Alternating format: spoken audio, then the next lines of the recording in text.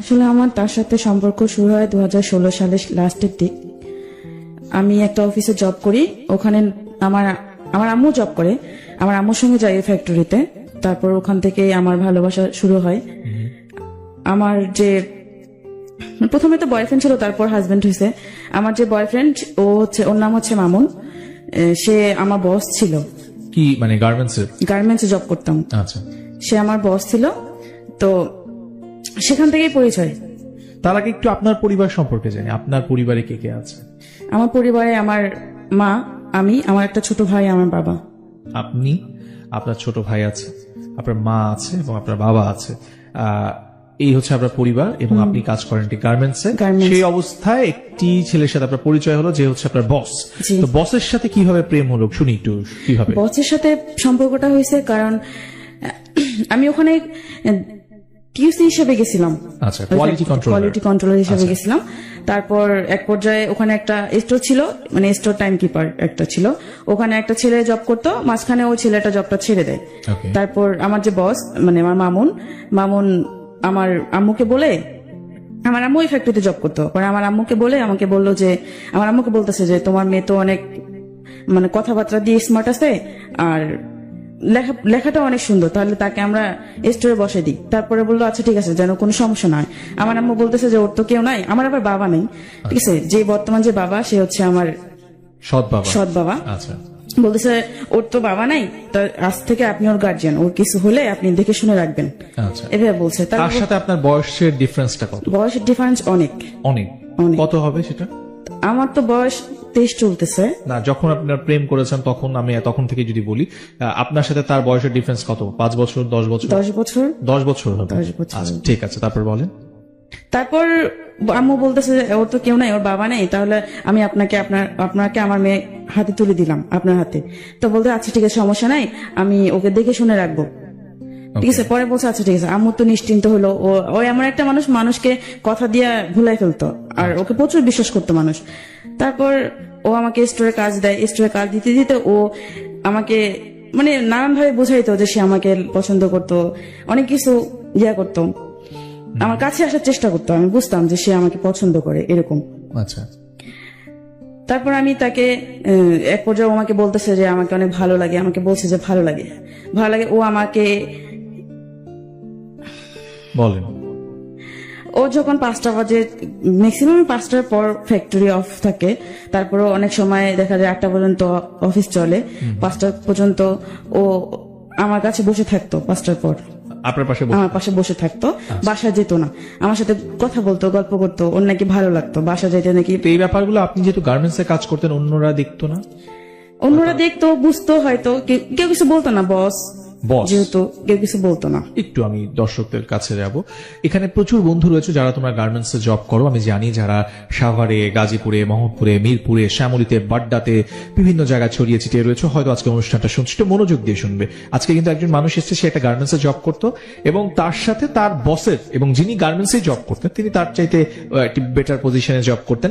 কিভাবে তাকে প্রেমের ফাঁদে ফেললেন সেই গল্পটাই তিনি আজকে এখানে বলতে আসছেন। আপনারা যারা গার্মেন্টস এ জব করেন বা যে কোনো পেশায় জব করেন, মনোযোগ দিয়ে আজকে এই নারীর গল্পটা শুনবেন। শুনি। তারপর মাহমুদা, কি হলো? তারপর আমার পাশে আয়সা বসতো, তারপর আমাকে বলতো যে ওর এত তাড়াতাড়ি বাসা যেতে ভালো লাগে না, আমার কাছে বসে থাকতে মন চায়, আরো অনেক কথা বলতো। তখন আপনি যাকে প্রশ্ন করেছেন তার পরিবারে কে আছে? যখন প্রশ্ন করেছিলাম বলতে, আমি তখন প্রশ্ন করিনি কখনো। আচ্ছা, আমি কখনো প্রশ্ন করিনি। আপনার সাথে একটা মানুষের কথা হচ্ছে, আপনি কখনো জিজ্ঞেস করবেন না আপনার ফ্যামিলি? আর ওকে দেখলে মনে হয় না যে ও বিয়ে করছে কিংবা এরকম টাইপের, এটা কখনোই মনে হইতো না। কিন্তু তার ফ্যামিলিতে কে আছে আপনি জিজ্ঞেস করেননি? আমি পরে জিজ্ঞাসা করছি। আচ্ছা, সেটা পরে জিজ্ঞাসা, অনেক পরে জিজ্ঞাসা করছি। আচ্ছা, আমি তো প্রথম ভাবছি যে ও বিয়ে করে নেই বা এরকম, যেহেতু আমার সাথে এরকম করতেছে। তারপরে কি হলো? তারপর ও আমার পাশে এসে বসে, আমাকে সবসময় প্রতিদিন চলতো, মানে আমাকে যতক্ষণ পর্যন্ত ওর প্রতি দুর্বল করতো না, ততক্ষণ পর্যন্ত মানে ও আমার পিছনেই লেগে থাকতো, করতো। তারপর আমি বুঝতাম যে ও আমাকে পছন্দ করে। তারপর আমি ওর মানে এমন সিচুয়েশনে ফেলাইতো, মানে বিশ্বাস করতে আমি বাধ্য হইতাম। বিশ্বাস করতে বাধ্য হতাম যে আসলে সত্যি মনে হয় মানুষটা আমাকে ভালোবাসে, সত্যি মনে হয় আমাকে পছন্দ করে। এরকম করতে করতে তার সাথে আমার রিলেশন একটা জড়ায় যায়। রিলেশনে জড়ায় যায়। কতদিন সময় নিল এই যে আপনি মানে চাকরিটা নিলেন এবং ওই যে আপনি স্টোরে দায়িত্ব নিলেন, সেখানে বুঝতে পারলেন যে সে আপনাকে ভালোবাসে, এই সময়টুকু কতটুকু যে আপনি তাকে পছন্দ করে ফেললেন বা ভালোবাসলেন, কতদিন হবে? এটা হবে হচ্ছে আমার 2 মাস। 2 মাসের ভেতরে 2 মাসের সে আপনাকে কনভিন্স করলো যে সে আপনাকে ভালোবাসে এবং আপনিও বুঝে নিলেন যে হ্যাঁ, আমি আপনি তাকে বুঝে ভালোবাসেন। নিয়েছি যে সে আমাকে ভালোবাসে। ওকে, গুড। তারপর আমার ওর সাথে সম্পর্ক হওয়ার পরে ভালোই ছিল, সবকিছু ভালো ছিল। তারপরও একদিন ও আমাকে বলতেছে, আমার আরেকটা ছেলে ছিল, ও তো আমাকে ওকে ওর সঙ্গে খুব ইয়া ছিল। তারপর বলতেছে যে ওরে ডাক দিয়ে বলছে একটা রুম লাগবে, মানে ওর ফ্যামিলি আছে, ফ্যামিলিকে নিয়ে আসবে। আমি তখনও জানতাম না যে তার ইয়া ছিল, ওয়াইফ ছিল। ঠিক আছে, তারপরে আমি আর ওই ছেলেটা ওর জন্য বাসা খুঁজতে যাই। বাসা খুঁজতে যাওয়ার পর অনেক বাসা খোঁজার পর একটা বাসা পাই। তারপর ওকে এসে বলি, পরে ও বাসাটা দেখতে যায়। বাসা ওর পছন্দ হওয়ার পর তার মানে 1 তারিখে ওর বউ নিয়ে আসে, ওর ওয়াইফ নিয়ে আসে। ওর ওয়াইফ ওর বাচ্চা নিয়ে আসে। যখন বাচ্চা নিয়ে আসে তখন আমি মানুষের কাছে শুনি যে এরকম যে ওর বউ আছে, বাচ্চা আছে। তারপর আমার কাছে অনেক খারাপ আছে, মানে কষ্ট পাইছিলাম। কষ্ট পাতে তারপর আমি একটু পিছিয়ে গেছিলাম। পিছিয়ে যাওয়ার পর তারপর দেখি ও আমার অনেক ইয়া করতো, ওর প্রতি দুর্বল করতো, নানান ভাবে বুঝাইতো। আর শুরু থেকে আমার প্রতি ওর একটা অন্যরকম ইয়া ছিল।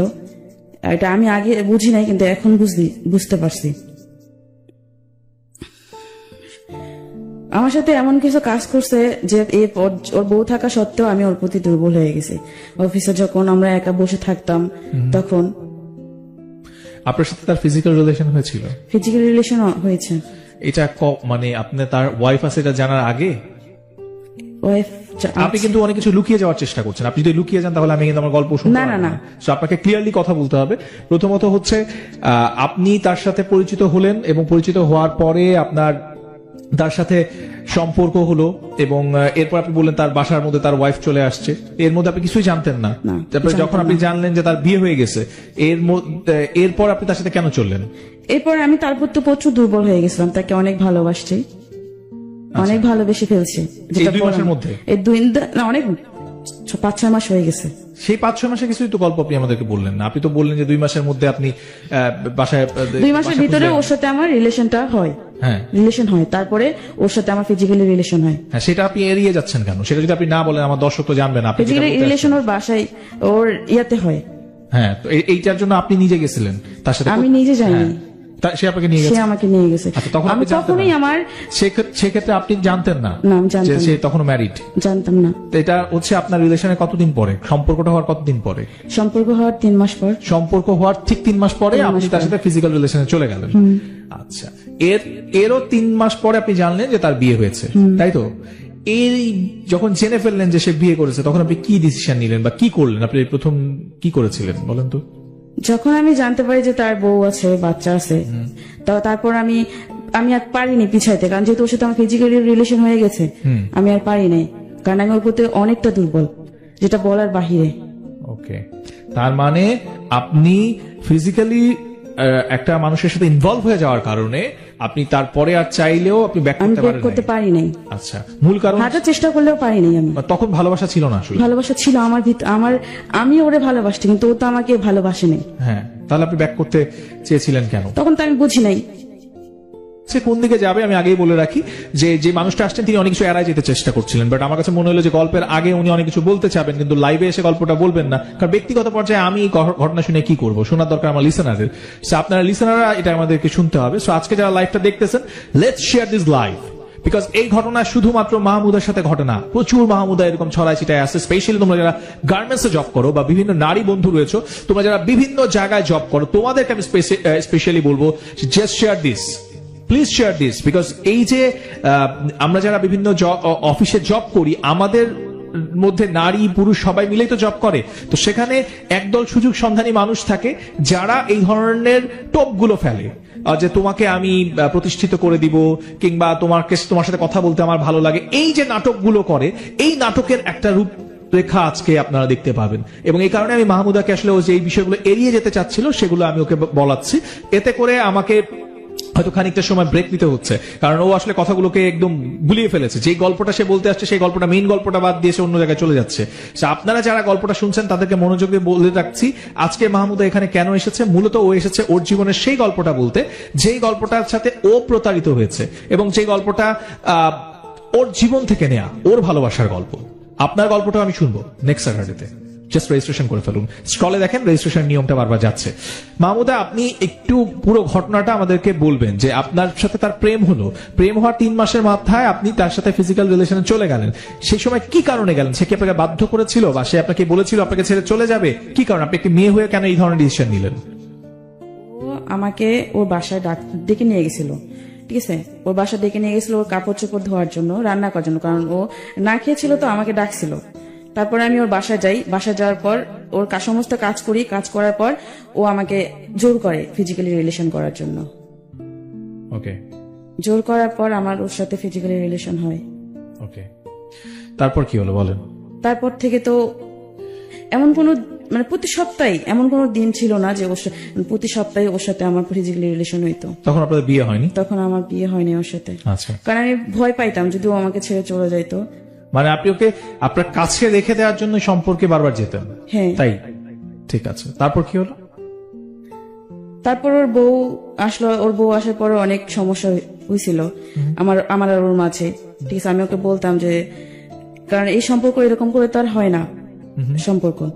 ও আমাকে সবসময় বলতো, যখন বললাম যে তোমার বউ আছে, বাচ্চা আছে, তুমি কি করবা, পরে ও আমাকে বলতো যে দেখো বউ আছে, বাচ্চা আছে, পরে না জানলেও চলবে, ওকে, যখন জানবে জানবে, এখন জানার দরকার নেই। আমাকে বলছে যখন জানবে তখন দেখা যাবে। আমাকে শুরুতে এভাবে বলছে, আচ্ছা, যে যখন জানবে তখন, জানলে জানুক, তখন দেখা যাবে কি হয় না হয়।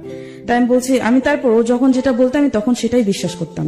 আচ্ছা। আমি ওর উপর ভরসা বেশি করছি, ঠিক আছে? আর ও আমাকে বলতো যে আমি বাসায় যাইতাম, যখন অফিস ছুটি হইতো আমাকে বলতো, জানো যখন অফিস ছুটি হইতো আমি তোমার কাছে কেন বসি জানো, আমার তো বাসা যেতে ভালো লাগে না, বাসায় গেলে আমার সাথে অনেক বাজে ব্যবহার করে, মানে বিড়ালের মতো বাসা থাকতে হয়, মনে হয় কি যে আমার বউ স্বামী আর আমি হচ্ছি বউ, এভাবে বলছে। আমার উপর অনেক টর্চার করে আমার বউ, ঠিক আছে? আমি কাউকে কখনো বলি না, তোমাকে বলি। আমি এগুলো কথা শুনে আর কাঁদতো, কেঁদে কেঁদে বলতো। এগুলো কথা শুনে আমি আরো ওর প্রতি দুর্বল হয়ে যাই, আচ্ছা। যে আসলেই তো, কারণ মানুষ তো কষ্ট না পেলে এরকম কারোর সাথে রিলেশন করে না বিয়ের পর, হয়তো তার কোনো দুঃখ মানে আপনার ধারণা হচ্ছে যে মানুষ কষ্ট পেলে বিয়ের পরে অন্য একটা রিলেশনে যায়, এটা আপনার ধারণা? আমার ধারণা ছিল এরকম। আচ্ছা, তারপর ও এরকম বলার পর আমি, কারণ কখনো আমি যাচাই করতাম না বা দেখতাম না যে আসলে ও এটা সত্যি বললো না মিথ্যা বললো, ঠিক আছে? তারপর আমি ওর বাসায় যাইতাম, কিন্তু আমাকে বাসায় ডেকে ডেকে নিয়ে যেত ওর বউর সাথে মানে পরিচয় করার জন্য, ভালো সম্পর্ক হওয়ার জন্য, যাতে ওর বউর সাথে আমার রিলেশনটা ভালো হয়। ও আচ্ছা, মানে তার ওয়াইফের সাথে আপনার পরিচয় করিয়ে দেওয়ার জন্য আপনাকে তার বাসায় নিয়েও গেছে। আচ্ছা, গুড। তারপর পাশাপাশি আমার বাসা থেকে ওর বাসা 5 মিনিট, আচ্ছা, এরকম বাসায় নিয়ে যায় ওর বউর সাথে আমার কথা মানে পরিচয় করে দেয়। আগে থেকে ফোন করে হয়তো বলে আমার কথা যে আমি আসবো, তারপর আমি ওর বাসায় যাই, ওর বউর সাথে আমার কথা হয়। তখন জানতো না, উনি জানতো না যে ওনার হাজবেন্ডের সাথে আমার সম্পর্ক। আচ্ছা, শুধু আমি আর ওই জানি, ওকে, আর আমাদের সাথে যারা মিশে তারা জানে, আমার অফিসের মানুষ জানতো। ওকে, মানে একটা মানুষ তো এগুলো কথা তো লুকাই থাকে না, মানুষের আচার আচরণ দেখলে মানুষ বুঝতে পারে যে আসলেই কি আছে এদের ভিতরে। কারণ ও এমন করতো, মানে যেখানে যাইতো মানে আমি ছাড়া মানে আমার নামটাই সবসময় ওর মুখে থাকতো, অফিসে সবসময় বলতো, আমাকে না দেখলে পাগলের মতো হয়ে যেত, আমাকে না দেখলে।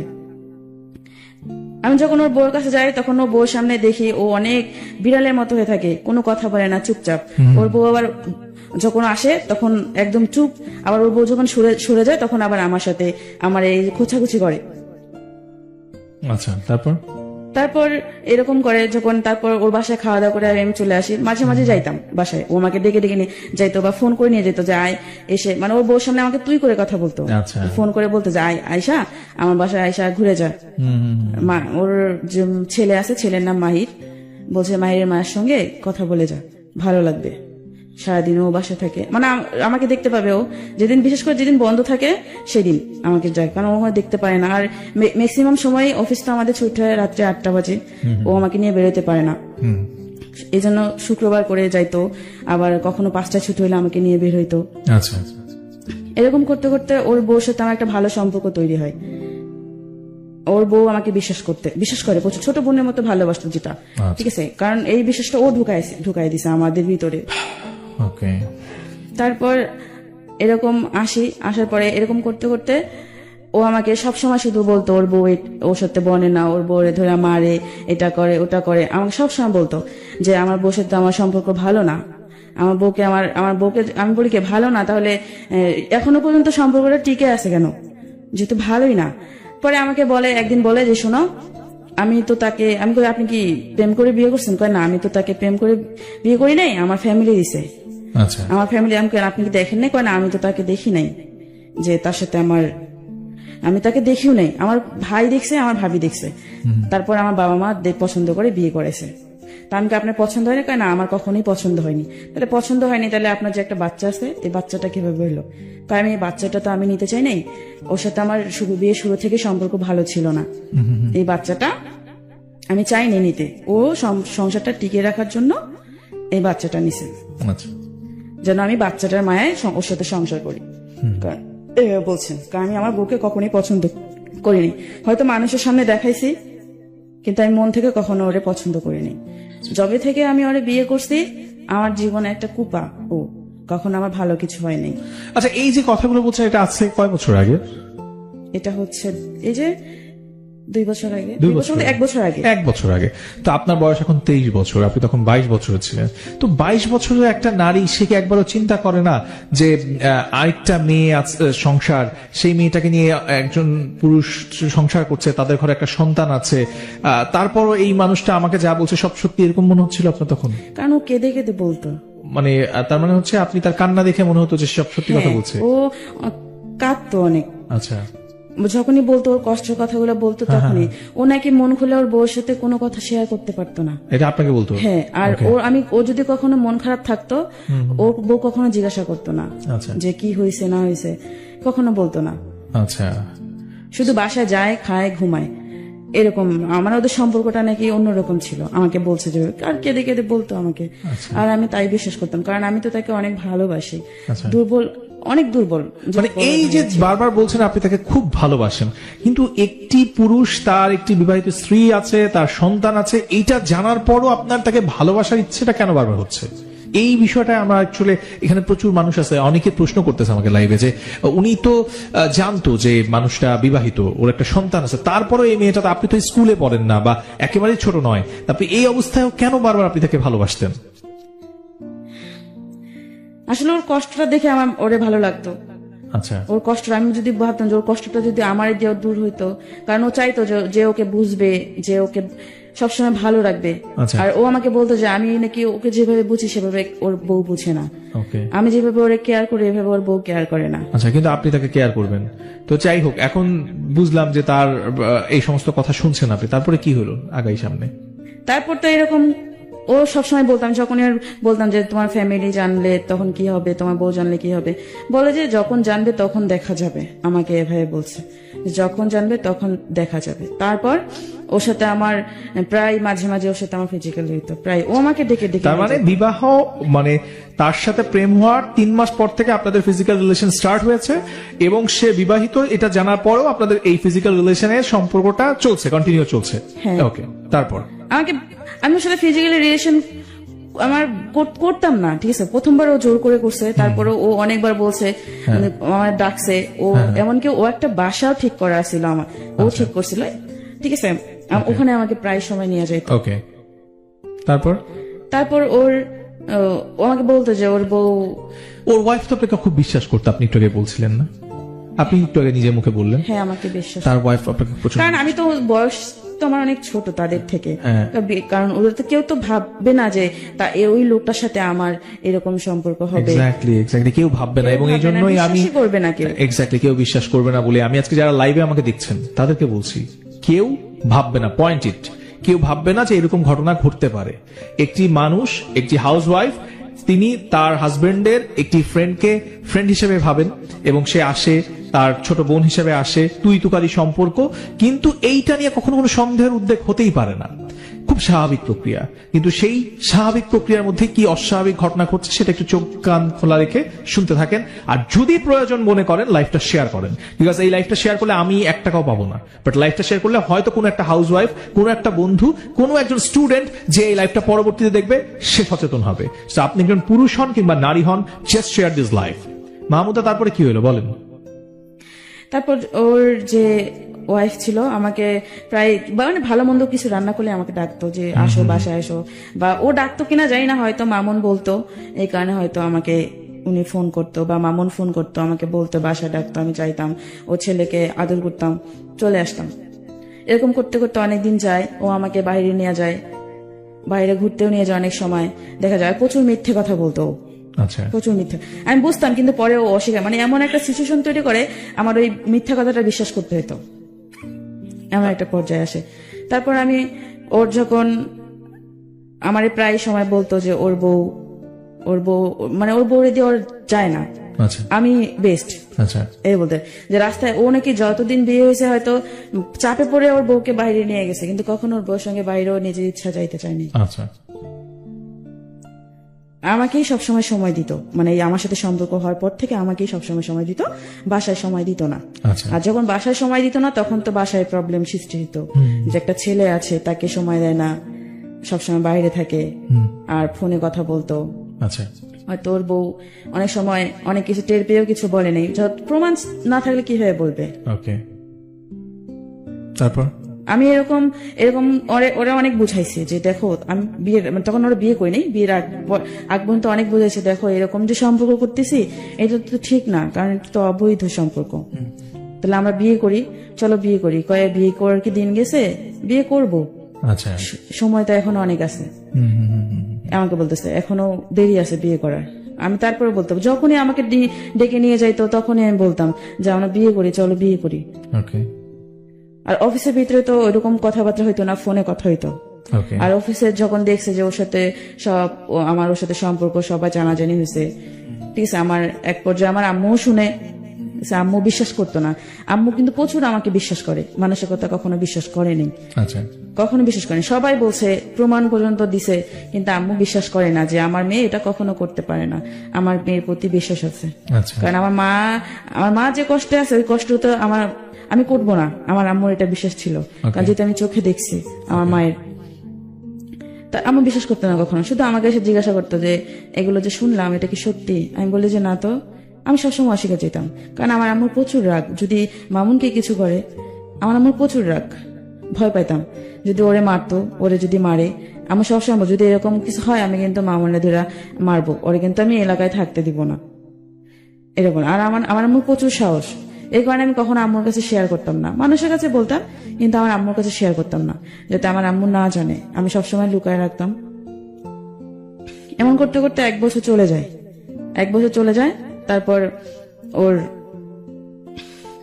ওর বউ জানতে পারে, ওর বউ জানতে পারলো কিভাবে? জানতে পারছে হচ্ছে ও যে বাসায় থাকে, ওর বউ যখন বাড়িতে যাইতো, মানে ওর বাবার শ্বশুর বাড়িতে যেত, মানে ওর বউ ওর বাড়িতে যেত, বউর বাপের বাড়ি, ও আমাকে প্রায় বাসায় ডাকে নিয়ে যেত। আর বাসায় নিয়ে গেলে তো একজন মানুষ দেখে না, অনেকেই দেখতো, অনেকেই দেখে, হয়তো আমাদেরকে কিছু বলতো না, চুপ করে থাকতো, ওর বউ যখন আসতো তখন হয়তো ওর বউকে বলতো। এরকম করতে করতে ওর বউকে হয়তো বলতো, ওর বউ সন্দেহ করতে শুরু করে, আমাকে বাসায় ঠিক আগের মতোই ডাকে, কিন্তু ফলো করে, আমার দিদি ফলো করতো, এটা আমি বুঝতাম যে ফলো করতো, ঠিক আছে, কিন্তু মামুন না বুঝলেও আমি বুঝতাম ফলো করতো। আমি যদি সেফ ভাবে থাকতাম ও সেফ ভাবে থাকতো না, ঠিক আছে, মানে ওর ভাগ ভঙ্গিতে বুঝে যাইতো ওর বউ, তারপরে কিছু বলতো না, আমাদেরকে কিচ্ছু বলেনি, কাউকে কিছু বলতো না। হয়তো ও আমার সাথে ফোনে কথা বলতো যে ওর ফোনে রেকর্ড করে রাখতো, মানে আমার নাম্বারটা শুধু রেকর্ড অপশন দিয়ে রাখতো, ওর বউ রাখছিল যে ও জানতো না, আমার নাম্বারটা শুধু। পরে ও তো আমার সাথে সারাদিন যা কথা বলতো রেকর্ড হয়ে থাকতো, ওর বউ শুনে ফেলছে, পরের দিন সকালে শুনছে যা যা কথা হয়েছে, কি কথা হয়েছে না হয়েছে, খারাপ ভালো মন্দ, আমরা কোথায় গেছি, কি করছে না করছে সব। তারপর থেকে তো অশান্তি শুরু হয় তাদের ফ্যামিলিতে শুরু, আমি বাসায় যাওয়া বন্ধ হয়, তারপর আমি ওর বউ যখন বাসায় যাইতো, ওর বাবার বাড়ি যেত, আমাকে ফোন করে ডাকতো, বাসা যেতাম আমি চোরের মতো, ওর বাসায় যেতাম চোরের মতো। কিভাবে যেতাম? যেতাম, মানে যখন ও দেখতো যে মানুষজন আছে নাকি, আচ্ছা, আমাকে নিয়ে বাসায় ওর রুমের ভিতরে ও ঢুকায় রাখতো। তার মানে হচ্ছে যখন ওর ওয়াইফ কোথায় যেত, ওর বাপের বাড়ি যেত, বাবার বাড়ি যেত, তখন হচ্ছে আপনাকে আবার সেই বাড়িতে নিয়ে যেত, হ্যাঁ। এবং আপনি সেখানে তখনও যেতেন। তার মানে হচ্ছে তখনও যেতাম। কেন, মানে এই যে এত কিছু ঘটে যাচ্ছে তার জীবনে, তার ওয়াইফ আপনাকে এত বিশ্বাস করে, সেই জায়গায় আপনি বুঝতে পারতেছেন, এবং তার ওয়াইফের কাছে আপনারা ধরা পড়ে গেলেন, তারপর আপনার মানে আপনার জায়গা থেকে আপনার একবারও মনে হয়নি যে আমি এটা ভুল করতেছি? তখন মনে হয়নি? না, আমার তখন তখন মনে হয়নি। এক্স্যাক্টলি আমি এটাই শুনতে চাই। হয়নি আমার যে আমি যে ভুল করছি বা করতেছি, আমার কিছু মনে নেই। আমার শুধু একটাই ইয়া ছিল যে আমি ওকে ভালোবাসি, আমার ওকে পাইতে হবে, আমি ও ছাড়া অন্য কাউকে আমার লাইফে নিয়ে আসবো না। এক্স্যাক্টলি, আসবো আমরা আবার আপনার কাছে। প্রিয় দর্শক, আপনারা যারা দেখছেন জাগো এফএম 94.4, আপনাদের উদ্দেশ্যে বলছি আজকের এই এপিসোডটা, যারা প্রাণাপ লাভ স্টোরিতে আজকে টিউন করে আছেন তাদের উদ্দেশ্যে বলছি যে এই গল্পটা বিভিন্ন ভাবে বিভিন্ন দিক থেকে হয়তো আপনারা দেখছেন। কেউ জাগো এফএম এর পেজ থেকে দেখছেন, কেউ আর জুদয়ের পেজ থেকে দেখছেন।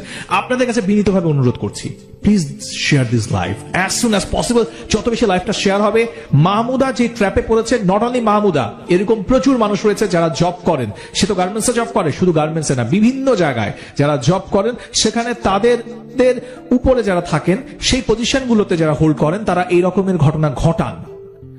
আমাদের এই মিডিয়া নিয়ে নানা রকমের কথা প্রচলিত রয়েছেন, বাট আমি আজকে লাইভে খুব মানে জোর গলায় বলতে চাই, নট অনলি মিডিয়ার কথাগুলো সামনে প্রকাশ পায়, প্রচার হয়, বাট প্রত্যেকটা সেক্টরেই এমন ধরনের ঘটনা ঘটে। যদি আপনাদের চোখ কান খোলা থাকে, বিভিন্ন পত্র পত্রিকায় দেখবেন কিছুদিন আগে বাংলাদেশের সুনামধন্য কিছু ব্যাংকেও এই ধরনের ঘটনা উঠে এসেছে।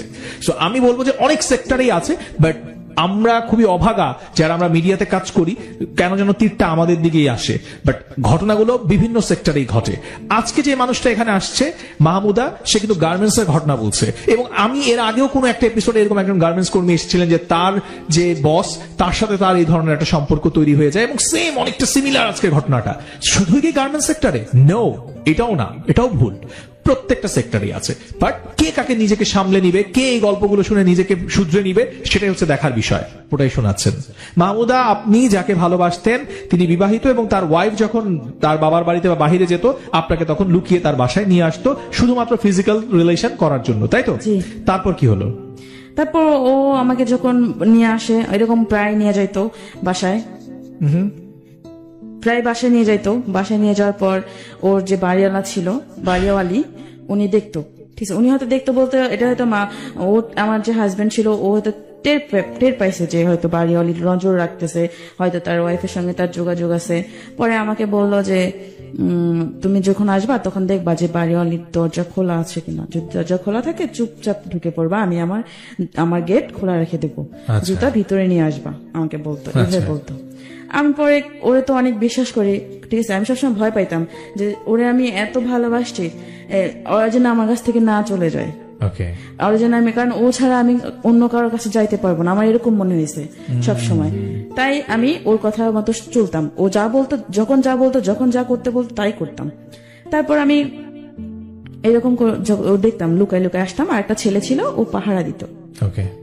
আর একটা ছেলে ছিল যে আমাদের সবটা জানতো, ঠিক আছে, ওকেও কিন্তু খুব ভালোবাসতো, আমার মনের ওয়াইফ ওকেও ভালোবাসতো খুব, ঠিক আছে, কিন্তু তারপর ও পাহারা দিত, ও কিছু বলতো না। পরে একদিন ও আমাকে প্রায় সময় বাসায় যখন নিয়ে যায়, ওর রুম তো এলোমেলো হয়ে থাকে, আমাকে দিয়া, আমি যখন যাইতাম তখন সবকিছু পরিষ্কার করে দিয়ে আসতাম। তারপর একদিন আমরা ফ্যাক্টরিতে আসছে, আসার পর ওর ওয়াইফ ওরে না বইলা চলে আসছে বাসায়, চলে আসছে। ও তো একদম ইয়ে হয়ে গেছে যে না বলে, ফোন না দিয়ে, কিছু না বলে চলে আসছে, হয়তো কোনো কারণ আছে, কারণ ওর বউ ওর হয়তো না বলে, যেহেতু আমাদের বিষয়টা জানতে পারছে, এই কারণে হয়তো চুপচাপ আসতে করে, না কিছু না জানে, ও ভয় পেয়ে গেছিল। পরে আমাকে বলতেছে, দেখো ও মনে হয় কিছু জানতে পারছে, এই কারণে ওই চুপচাপে আসতে, আমাকে কোনো ফোনও দেয় নেই, ইয়া করেনি। আমি বলছি জানতে পারছে, তাহলে এখন কি করবেন, কি করবা? আমি বলছি কি করবা, কি করা, জানলে জানছে, মানুষ কি করে না, আমাকে বলতেছে। আচ্ছা, আমি তারপরে ওর কথা বলছি, শুধু ঠিক আছে বলে গেছি। আচ্ছা, যখন যেটা বলছি তখন সেটা বলছি, ঠিক আছে। পরে লাস্টের দিক 2018 সালের দিক, এরকম করে 1 বছর গেছে, এরকম করেই ফিজিক্যালি রিলেশন করেই 1 বছর গেছে। পরে 18 সালের দিক যখন লাস্টে আসলো, তারপরে ওর সাথে আমার মানে এটা নিয়ে অনেক কিছু হলো। ও আমার সাথে লুকায় লুকায় কথা বলে। যখন সবাই জানলো যে ওর সাথে আমার সম্পর্ক, আমার আম্মু বিশ্বাস করেনি, সবাই বলছে, সবাই কানাকানি করতেছে যে ওর সাথে এই সম্পর্ক, এটা হয়েছে, এটা হয়েছে, এটা করছে, এখানে নিয়ে গেছে, ওখানে নিয়ে গেছে, এরকম ভাবে আমার আম্মুকে সবাই বলতেছে। আমার আম্মু বিশ্বাস করে না, যে বলে যে আমার মেয়ের প্রতি বিশ্বাস আছে, আমার মেয়ে কখনো এরকম কাজ করতে পারবে না। এমনকি আমার বাসায় যাইতো, আচ্ছা ও ওই ফ্যাক্টরি থেকে জব ছেড়া অন্য ফ্যাক্টরিতে জব নেই, 5টা বাজে আসতো ওই ফ্যাক্টরি থেকে, আসলে আমার বাসায় 8টা পর্যন্ত থাকতো, বাসায় আসতো। আম্মু বিশ্বাস করতে পারে যে ছাড় মানুষ আমার অনেক ভালোবাসে, এই কারণে আম্মু ওরে অনেক খুব বিশ্বাস করতে পারে। কখনো ভাবতে পারে না যে ও এরকম কাজটা করবে। আমার আম্মু বাসায় রেখে যাইতো, আমার একটা ছোট ভাই আছে, এমনকি ও আমার বাসায় অনেকবার ফিজিক্যালি রিলেশন নিছে, আপনার নিজের বাসা? আমার নিজের বাসায়। ওকে, দেন আমার নিজের বাসায় ফিজিক্যালি রিলেশন করতো। এই যে আসতো 5টা বাজে আসতো, আসলে এই যে 7টা 8টা পর্যন্ত থাকতো, গল্প করতো, এটা করতো। আম্মু তো বিশ্বাস করে বাসায় রেখে চলে যাইতো। কিন্তু আপনার মা জানতো যে আপনার বাসায় সে আসে? হ্যাঁ, এটাও জানতো? হ্যাঁ, আচ্ছা আসতো, প্রায় আসতো, আচ্ছা প্রায় আসতো যে আসে, কারণ যেহেতু ছাড় মানুষ আর আমাদের অনেক হেল্প করতো, মানে আমার ফ্যামিলিটা একটু ছিল, অনেক হেল্প করতো, ওকে, সাহায্য করতো অনেক। স্যার ওরে খুব বিশ্বাস করতাম আমরা সবাই, মানে আমি তো করি, ওরে অনেক বিশ্বাস করতাম তখন। আর আমার আম্মু তো অনেক করতো, এই জন্য ওরে বাসায় রেখে চলে আসতো। আম্মু কাজে বেরোতো বা দোকানে যেত, এই সময়টা ওর সুযোগ কাজে লাগাইতো। ওকে, আমার ভাই আছে, ছোট ভাইকে কখনো মোবাইল দিয়া আলাদা রুমে রাখতো, এরকম। আমার ভাই ছোট, ওরে মোবাইল দিয়ে আলাদা রুমে বসে তো, আর আমরা আর এক রুমে ছিলাম। আমি তখনও বলতাম যে আমরা বিয়ে করি, বিয়ে করলে তো এরকম লুকাই লুকাই কিছু করতে হয় না, মানুষ কি করে না, মানুষ তো 2টা বিয়ে করতেছে, অনেকে 3টা বিয়ে করতেছে। পরে ও বলে যে করবে বিয়ে করতেই গেছে, আর আমার তোমাকে ছাড়াও আমাকে বাসায় যান, তোমাকে ছাড়া আমার বাসায় যেতে ভালো লাগে না।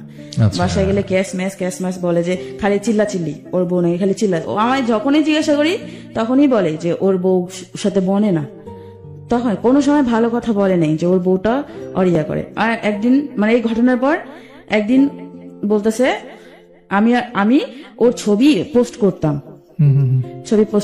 তো ছবি পোস্ট করলে আমাকে ওর বউ দেখতো যে আমি কেন ওর ছবি কেন পোস্ট করব। এটা তো স্বাভাবিক, একজন বউ হিসাবে তার হাজবেন্ডকে তো জিজ্ঞাসা করা দরকার যে কেন তোমার ছবি ও ফেসবুকে আপলোড করতেছে।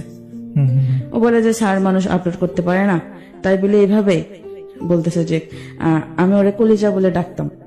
আচ্ছা, ঠিক আছে, এইভাবে দিতাম, মানে কখনো হাঁটুর পিক দিতাম, কখনো বড় মুখের পিক, অর্ধেক কেটে দিতাম, পুরোটা কখনোই দিইনি। আচ্ছা, ঠিক আছে, ওর বউ বুঝতে পারতো যেটা ও, এটা নিয়ে অনেক সমস্যা হইতো। তারপরে হ্যাঁ একদিন চলে যায়, বাসা থেকে চলে যায় অনেক রাত্রে, বাচ্চাটাকে নিয়ে বের হয়ে চলে আসে।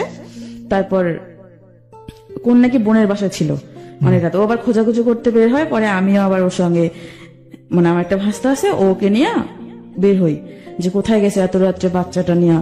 আমি আবার ওর সঙ্গে বের হই। পরে আমাকে বলতেছে তুমি আসছো কেন, তোমাকে দেখলে তো আরো সমস্যা হবে। পরে আমি বলছি না আমি আসি।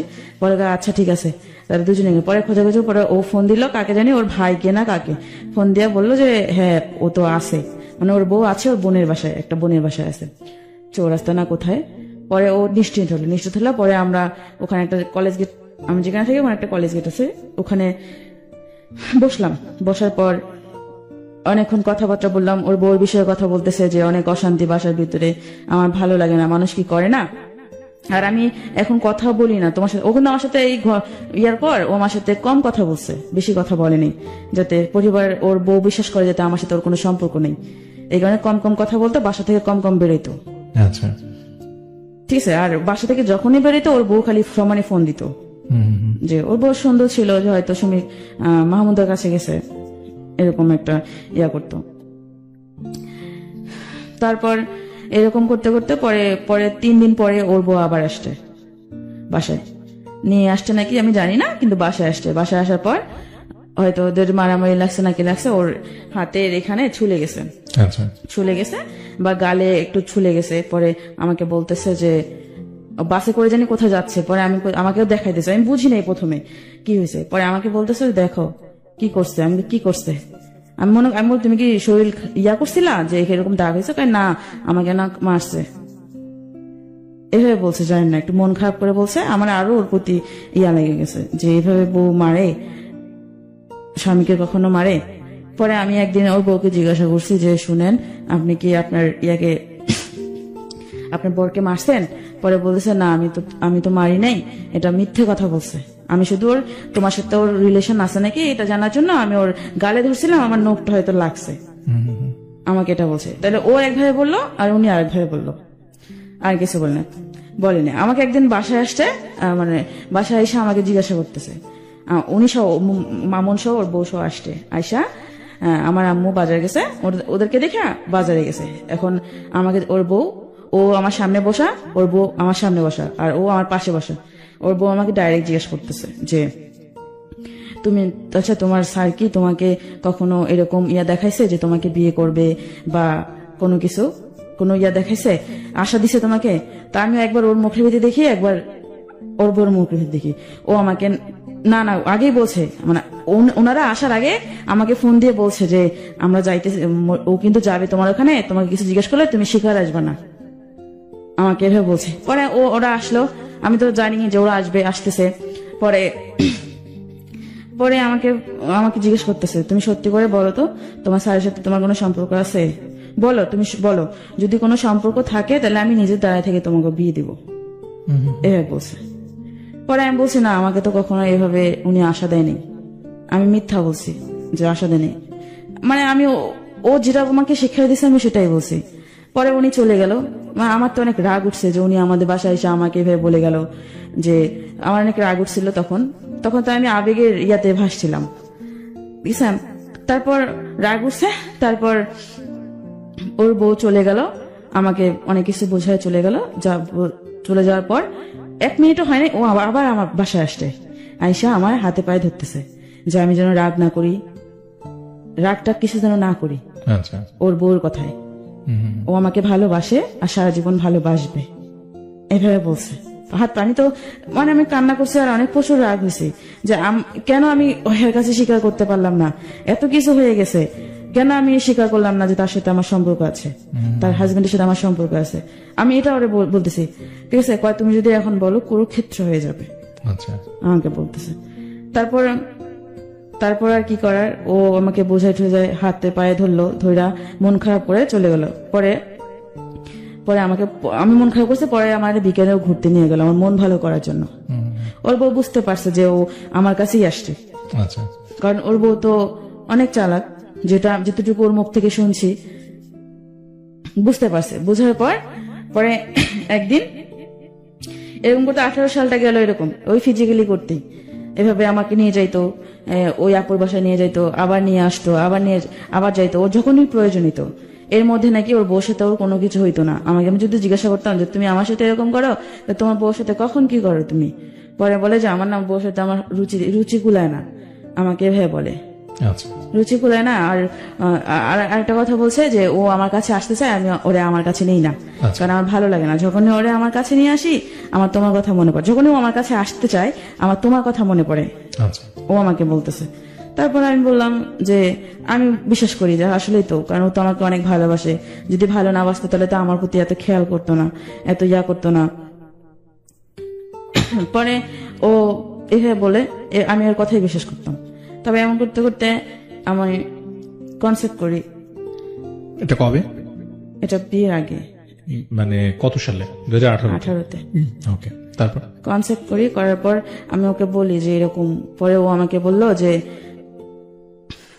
ও আমাকে একটা মেডিসিন এনে দেয়, মানে বাচ্চাটাকে নষ্ট করার জন্য একটা মেডিসিন নিয়ে আসে। ওকে, মেডিসিন নিয়ে আসা দেয়, পরে আমি মেডিসিন খাই, পরে বাচ্চাটা নষ্ট হয়ে যায়। এটা কিন্তু কেউ জানতো না, শুধু আমি আর ও জানি। ও আমাকে যেভাবে বলতো আমি সবসময় ওর বিশ্বাস করতাম। আমি ভাবতাম যে হয়তো ও সত্যি ভালোবাসে, ও আমার ভালোটাই চাই। আর যারা বলতো যে তোকে ও ভালোবাসে না, তোকে করে ব্যবহার করতেছে, তুই বুঝতেছিস না, আমি মনে করতাম তারা আমার শত্রু, এরকম ভাবতাম। ঠিক আছে, আবারও আমরা আপনার কাছে আসবো। আমরা একটু দর্শকদের কাছে আসি যারা টিউন করে আছেন জাগো FM 94.4 এবং একই সঙ্গে ফেসবুকে আমাকে দেখছেন www.facebook.com/jagofm এবং www.facebook.com/rjudoyer ভেরিফাইড পেজ থেকে। তাদের সবাইকে স্বাগত জানাচ্ছি আরো একবার। মনে করিয়ে দিচ্ছি আপনারা দেখছেন প্রণব লাভ স্টোরি এবং শুনছেন প্রণব লাভ স্টোরি জাগো FM 94.4 থেকে। বন্ধু, হালকা কিংবা ভারী যে কোনো খাবারের সাথে নিজেকে শতভাগ কুল রাখার জন্য সাথে রাখুন প্রণব। লাইফের প্রত্যেকটা মুহূর্তকে উচ্ছ্বাসে ভরপুর করে তোলার জন্য প্রণব 2 লিটারের সাথে এখন প্রাণ লাগছে 170 $75 মিলি, পুরোটাই কিন্তু ফ্রি। প্রাণা, প্রাণ খুলে মনের কথা বলো। সো মনের কথা বলতে হলে তো এখানে আসতে হবে, যেমনটা আজকে এসেছেন মাহমুদা, তিনি কিন্তু সহজ সরল স্বীকারোক্তি দিচ্ছেন, অনেকেই এটা দিবেন না। আমরা মাহমুদাকে একটা স্যালুট দিতে চাই, কারণ মাহমুদা আজকে সাহস করে এখানে আসছেন। এরকম হাজারো মাহমুদা আছেন যারা হয়তো নিজের কষ্টটা নিজের মধ্যে লুকায় রাখছেন, কখনো আসবেন না, কখনো বলবেন না, কিন্তু মাহমুদাকে দেখে হয়তো অনেকে ইন্সপায়ার হবেন, অনেকে ভাববেন যে না আমার গল্পটা একটু অন্যরকম, বাট আমার গল্পটায় হয়তো আরো কিছু মেসেজ লুকায় আছে। কারণ প্রত্যেকটা মানুষের জীবনটা আলাদা, আলাদা আলাদা জীবনের আলাদা আলাদা গল্প তৈরি হয়, সেখানে ভালোবাসা হয়তো একটা শব্দ থাকে। এই লাভ স্টোরিতে সেই গল্পগুলোই আসে, যেখানে মাহমুদার ভালোবাসা ছিল একপাক্ষিক। সে একজনকে ভালোবেসেছিল, ভালোবেসে এতটাই অন্ধ হয়ে গেছিল যে মানুষটা বিবাহিত জানার পরও তাকে ছেড়ে আসতে পারেনি। কারণ ওই যে তাদের মধ্যে শারীরিক যে সম্পর্কটা হয়ে গেছে, একটি বাঙালি নারীর ক্ষেত্রে এই ব্যাপারটা এতটাই বিশাল যে সে চাইলেও তখন আর ফিরে আসতে পারে না। যখন যে ব্যাপারটা তার সাইকোলজিতে কাজ করে যে না আমার তাকে এখন বিয়ে করতেই হবে, সে যে বিবাহিত তাতে আমার কি যায় আসে, আমি তো তার সাথে ইনভলভ হয়ে গেছি। এবং সেই প্রেক্ষাপট থেকে মাহমুদা কিন্তু তার ইচ্ছার বিরুদ্ধেও তার সাথে বারবার শারীরিক সম্পর্কে যুক্ত হয়ে গেছেন, এবং একটা পর্যায়ে সেই মানুষটির ওয়াইফের সাথেও সে মিথ্যে বলেছেন, এবং দিনের পর দিন তাদের মধ্যে এই সম্পর্কটা কন্টিনিউ ছিল। এক পর্যায়ে মেয়েটি প্রেগনেন্ট হয়ে যায়, কিন্তু সেই আবারও জঘন্য যে কাজটি আমাদের সমাজে প্রচলিত রয়েছে, অর্থাৎ এই অনাগত ভবিষ্যতের পিতৃত্ব কি হবে, কোনো পিতৃত্বের পরিচয় নেই, তাই সন্তানটিকে পৃথিবীতে আসতেই দেওয়া যাবে না, এবং তারই পরিণতি বাচ্চাটিকে নষ্ট করে দেওয়া হলো। তারপর কি হলো আমরা শুনবো, তবে তার আগে জানিয়ে রাখি, তোমরা যারা লাইভটা দেখছো, বন্ধু তোমাকে বলছি যে তুমি আজকে প্রথমবার লাইভ দেখছো বা নিয়মিতই দেখো, আমার লাইভটা কিন্তু তুমি চাইলে শেয়ার করতে পারো। 10টা গ্রুপে শেয়ার করো, বেশি না 10টা করে গ্রুপে যদি প্রত্যেকে শেয়ার করেন, কালকে রাতে ভিতরে এইটা অনেক অনেক মানুষের কাছে পৌঁছে যাবে। আজকে রাতে অনেকে ঘুমায় গেছে, যারা কখনো রেডিও দেখে না, ফেসবুকে ঢুকে না, আমাদের এই পেজগুলোর তারা ভিজিটই করে না, কিন্তু আপনার ফ্রেন্ড লিস্টে এরকম অনেক ফ্রেন্ড আছে যে সামহাও এই ভুলটা করতেছে নিজে নিজে, হয়তো কাউকে বলতে পারতেছে না। সো আপনি জাস্ট নিজের অজান্তেই সেই মানুষটাকে সাপোর্ট করতেছেন। আপনি নিজের টাইম লাইনে ভিডিওটা শেয়ার করেন, আপনি যে গ্রুপগুলোতে ভিজিট করেন সেই গ্রুপগুলোতে এই ভিডিওটা শেয়ার করেন, তো কি হবে যে অনেক মানুষ দেখতে পারবে, কালকে দিনের বেলাও অনেকে ভিডিওটা দেখবে। সো আমি আপনাদের কাছ থেকে এই সাপোর্টটুকু চাই, জাস্ট শেয়ার করেন। এই লাইভটা যত বেশি শেয়ার করবেন তত বেশি গল্পগুলো মানুষের কাছে পৌঁছাবে। এগুলো তো গল্প না, এগুলো জীবনের কথা। একটা মানুষ তার নিজের জীবনের, বাস্তব জীবনের ভালোবাসার গল্প বলতেছে। এখানে ভালোবাসা কোথায়, এখানে মোহ কোথায়, এখানে প্রতারণা কোথায়, সেটা আমরা নিজেরাই খুঁজে নিব। চলেন জাস্ট শেয়ার করি। মাহমুদা তারপরে আবার ফিরে আসি। তার আগে একটু বন্ধুদেরকে বলি যে আপনিও এখানে আসতে পারেন। মাহমুদার আজকের গল্প শুনে যার মনে হয়েছে যে আপনি আসবেন, রেডিওটাতে আইসা গল্পটা বলতে হবে, এটা লাইভ কিন্তু। সো আপনাকে এরকম রাত বিরাতে গল্পটা বলার ইচ্ছা থাকতে হবে, সাহস থাকতে হবে। শেষ সময় গিয়ে বলবেন যে আমি তো রেজিস্ট্রেশন করছিলাম, তখন না আসলে আমার ওয়াইফের সাথে আমার ঝগড়া চলতেছিল, আমার বয়ফ্রেন্ডের সাথে আসলে আমার একটু ভুল বোঝাবুঝি ছিল, এখন তো আমি আর যাবো না। এরকম যারা আছেন তারা গল্প রেজিস্ট্রেশন করবেন না। অনেকেই আছেন ক্লাস 6-7 পড়েন, মন চাইলেও লাভ স্টোরিতে রেজিস্ট্রেশন করেন, পরে ফোন করি দেখি আপনার আম্মা আব্বা ধরছে, আপনি একটা অকওয়ার্ড সিচুয়েশনে পড়েন। এইরকম বোকামিগুলা করবেন না। এতবার করে একই কথা কেন বলি, যেন আপনি এখানে সুস্থভাবে আইসা গল্পটা বলতে পারেন। সো ঠান্ডা মাথায় শুনেন রেজিস্ট্রেশন করার নিয়ম। মোবাইলের মেসেজ অপশনে গিয়ে টাইপ করতে হবে RLS, একসাথে লিখবেন RLS, স্পেস দিয়ে নিজের নাম লিখেন, এরপর স্পেস দিয়ে লোকেশন লিখেন, আপনি কোথায় থাকেন, আপনার হোম টাউন না যেখানে থাকেন। স্পেস দিয়ে আপনার প্রফেশন লিখবেন, ধরেন আপনি স্টুডেন্ট, পরের ইন্টারমিডিয়েট ফার্স্ট ইয়ারে লিখে দিবেন কলেজ প্রথম বর্ষ। আপনি যদি মনে করেন যে জব করেন তাহলে লিখবেন জব। আপনি ভার্সিটিতে পড়েন লিখে দিবেন আমি ভার্সিটি স্টুডেন্ট। অবশ্যই যারা ডিভোর্স আছেন তারা মেনশন করবেন আমি ডিভোর্সড। আমি স্পেশালি ডিভোর্সদেরকে এই জন্য বলি যে একটা সংসার হয় তারপর ডিভোর্স হয়ে যায়, এই গল্পটার পিছনে অনেক কিছু লুকায় থাকে। সংসার জীবনে অনেক ভালোবাসা থাকে, সেই ভালোবাসা কোথায় ম্লান হয়ে যায়। সেই জন্য যারা ডিভোর্সড আছেন তারা কিন্তু রেজিস্ট্রেশন অবশ্যই করবেন, যদি আপনি স্বেচ্ছায় এখানে এসে লাভ স্টোরিতে গল্পটা বলতে চান। এবার সেই এসএমএসটা পাঠিয়ে দিবেন 26969 নিজের মোবাইল থেকে, বাবা মার মোবাইল থেকে না, যেখানে ফোন করলে আমরা আপনারে পাবো। ঠিক আছে, রেজিস্ট্রেশন করেন। চলেন মাহমুদার কাছে যাই। মাহমুদা তারপরে কি হলো? তারপর যখন ও বাচ্চাটা নষ্ট করার পর আমি ও যা বুঝাইতো আমি তাই বুঝতাম। তারপর আমি ওর প্রতি আরো অনেক দুর্বল হয়ে যাই। ও আমাকে এতটাই দুর্বল করে আমি ওরা ছাড়া কিচ্ছু বুঝি না। পরে নিয়ে বাসায় আমার অনেক ঝগড়া হইতো আমার মায়ের সাথে। মা আমার অনেক বকাবকি করতো যে মানুষ যদি কিছু না হলে মানুষকে এমনি এমনি বলে, কারণ কিছু হলেই তো মানুষ বলে, তাছাড়া তো বলে না। মানুষকে এমনি এমনি একজনের নামে বলে। আম্মু তারপরও আমাকে বলতো যে ওই যে হ্যাঁ যেন আমাদের বাসায় না আসে আর আমাকে বলতো, কিন্তু আমি কখনো তাকে নিষেধ করতাম না আমাদের বাসায় আসতে, কারণ তাকে আমার না দেখলেই ভালো লাগতো না, তাকে আমার দেখতে হইতোই। ঠিক আছে, সে যখন আসতো আমার বাসায় মনে হতো কি যে আমি আমার প্রাণ ফিরে পেয়েছি, এরকম একটা লাগতো। তারপর ও আমার আম্মু বারবার বলতো তুই কিন্তু বলবি না আমাদের বাসায় আসতে, ঠিক আছে, মানুষ অনেক কথা বলে। আমি শুনতাম না, আম্মুর কথা শুনতাম না। তারপর ও আমার বাসায় আসে, আমার বাসায় আসলে আম্মু রাগ হয়, কিন্তু বুঝায়, ওর সামনে বোঝায় না, কিন্তু আমাকে বোঝায়। তারপর আমাকে আবার ও বলে যে তোর আম্মু কি বললাম, না কিছু বলে নেই, এভাবে বলতাম। ও যদি আমার সাথে একটু বসে কথা বলে আমার খুব ভালো লাগতো। নিজেকে সারাদিন ওর সাথে দেখা নাইলেও অনেক খায়, মনে কি আমি অসহায় অনেক। আচ্ছা। আর ও যখন আসতো তখন মনে হতো যে ও ছাড়া মানে ওই আমার পুরো পৃথিবী, ওকে। এরকম ভাবতাম। কারণ ওরকমটা আমার কাছ থেকে আমার কোরাই নিছে, যেন ওরে ছাড়া আমি কিছু না বুঝি, আর অন্য কারোর কাছে যাইতেও না পারি। কখনো কারোর সঙ্গে ফোনে কথা বলতে পারতাম না। আমার ফেসবুক অ্যাকাউন্ট যে ছিল ওটাও ওর কাছে থাকতো, কার সাথে SMS করে না করে ও সব দেখতো। ঠিক আছে। আবার অনেক সময় দেখা যায় আমার নাম্বার ট্যাপেট করে রাখতো, আমার কল সব ওর ফোনে যাইতো, এরকম রাখতো। মানে দেখতো যে আসলে আমি ওর প্রতি কতটা দুর্বল, কারণ যতটা আমি ওর প্রতি দুর্বল হব ততটাও আমাকে ব্যবহার করতে পারবে। কিন্তু আমি তখন বুঝি নাই, এখন বুঝি। তারপর এরকম করতে করতে গেল। আমার একদিন পরে একটা আন্টি ছিল আমার, ওই আন্টিটা পরে সবাই আমাকে বোঝাইতো, দেখ মানে যারা যারা জানতো যে এরকম তোর থেকে অনেক বয়সের, কিন্তু বোঝা যায় না যে তার বউ আছে, বাচ্চা আছে। ওকে দেখলে কেউ বলতে পারবে না যে ওর বিয়ে হয়েছে বা বাচ্চা আছে, আমাকে বোঝায়। তারপর আমি বুঝতাম না, আমি শুধু বলতাম যে আন্টি দেখো আমি তো তার অনেক ভালোবেসে ফেলছি, আমার পক্ষে সম্ভব না সরে আসা। যদি সরে আসা হয়তো তাহলে যখন দেখছি যে ওর বউ আছে, বাচ্চা আছে, তখনই সরে আসতাম। ঠিক আছে, আমি এভাবে বলতাম। তারপর বলতো যে নিজের কপালটা খাইস না, আমাকে এভাবে বলতো। তাই আমি বলতাম, আমি শুনতাম না, কেন যেন আমি একটা মোহর ভিতরে ছিলাম।